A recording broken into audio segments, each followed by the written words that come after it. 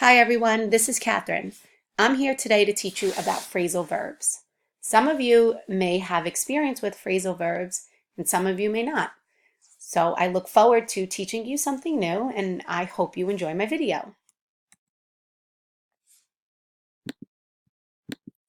What are phrasal verbs? A phrasal verb is a phrase or expression that consists of a verb plus another word or two. The whole phrase acts like a verb and has a different meaning from the original verb. Phrasal verbs are among the most difficult structures to teach and learn. In a phrasal verb, the preposition or adverb no longer have a literal meaning.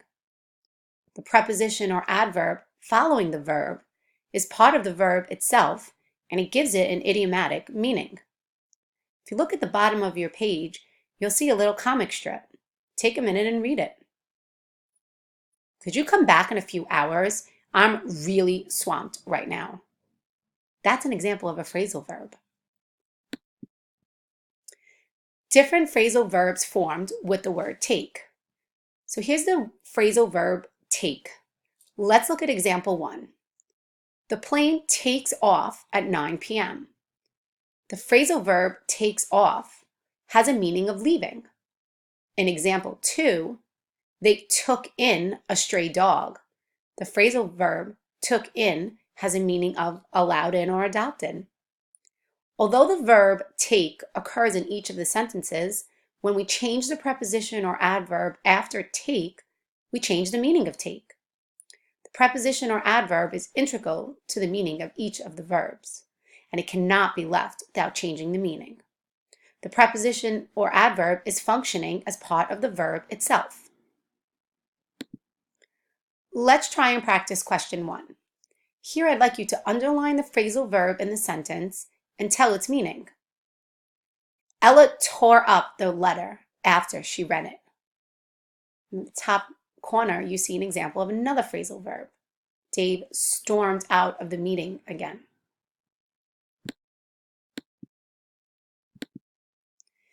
Phrasal verbs versus verbs plus a preposition or an adverb.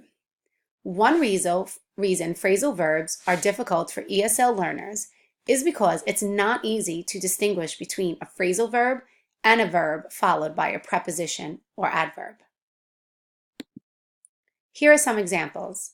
On the left, we have a verb plus a preposition or adverb, and on the right, we have phrasal verbs. So here's our first example. I ran up the hill.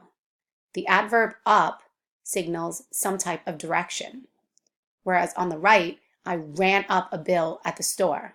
Run up tells us they're charging some type of an amount. Question 2, she ran into the store. The preposition into signals place or location. The sentence with the phrasal verb, she ran into her friends at the mall. Ran into tells us they met by accident. Now I'd like you to try question 2. Read the following sentence and decide whether or not the verb is a phrasal verb or a verb plus a preposition. Who is looking after the kids? Here we're going to learn about the substitution test. A test that works for determining phrasal verbs is substituting another verb for what looks like a phrasal verb. Usually, there is a single verb synonym for a phrasal verb. For example, parents bring up children. The phrasal verb bring up can easily be substituted with the word raise. Parents raise their children. The next example, John can fix up the old car. The phrasal verb is fix up, and we can substitute with a synonym, John can repair the old car. It's your turn to try. Here's question 3. Look at the following sentence and see if you could use a substitution test to show how the italicized words are phrasal verbs. I am having some trouble working out the solution to this equation. Here we're going to learn about the different types of phrasal verbs. The first type is the intransitive phrasal verb. Intransitive phrasal verbs do not have a direct object. The next type is transitive phrasal verbs. Transitive phrasal verbs have a direct object. Transitive phrasal verbs can also be broken into two categories: separable phrasal verbs and inseparable phrasal verbs. Intransitive phrasal verbs do not require an object. Without an object, a sentence with an intransitive phrasal verb can make complete sense. The following sentences do not have an object in them, but still the sentences express complete meaning. The patient passed away. The thief ran away. The car broke down. All of these sentences do not have an object, yet they make complete sense. Transitive phrasal verbs require an object. Without an object, a sentence having a phrasal verb cannot make a complete sentence. Only transitive verbs can be separable or inseparable because intransitive verbs do not have an object. The following sentences having the object expresses a complete thought. The object is underlined. She looks after the child. He is trying to give up smoking. Here's question 4. Take a minute, read the sentence, and decide which one is transitive. Separable phrasal verbs. Transitive separable phrasal verbs tend to be the most difficult for ESL learners. If a phrasal verb is separable, it means you can separate the two words and put the direct object in the middle. So for example, the phrasal verb turn off. We can say, please turn off the TV. We can also say, please turn the TV off. We can put the direct object in the middle. This would be transitive separable phrasal verbs. Inseparable verb phrases. Inseparable verb phrases cannot be separated and used in different places in a sentence. The verb and preposition must remain together and cannot be separated.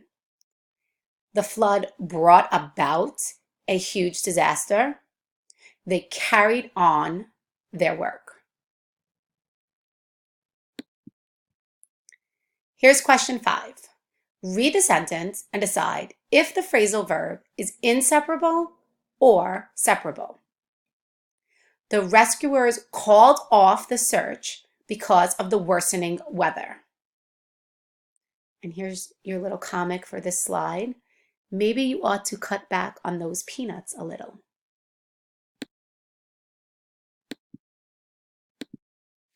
Here's question 6. List all the phrasal verbs you can find below.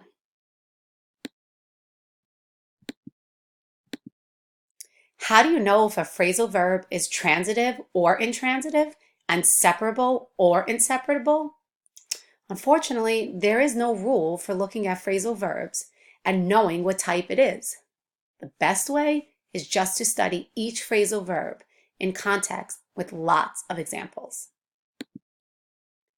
What makes phrasal verbs difficult for ESL learners? Well, phrasal verbs can be challenging for many reasons. 1, the meaning of phrasal verbs is generally not obvious.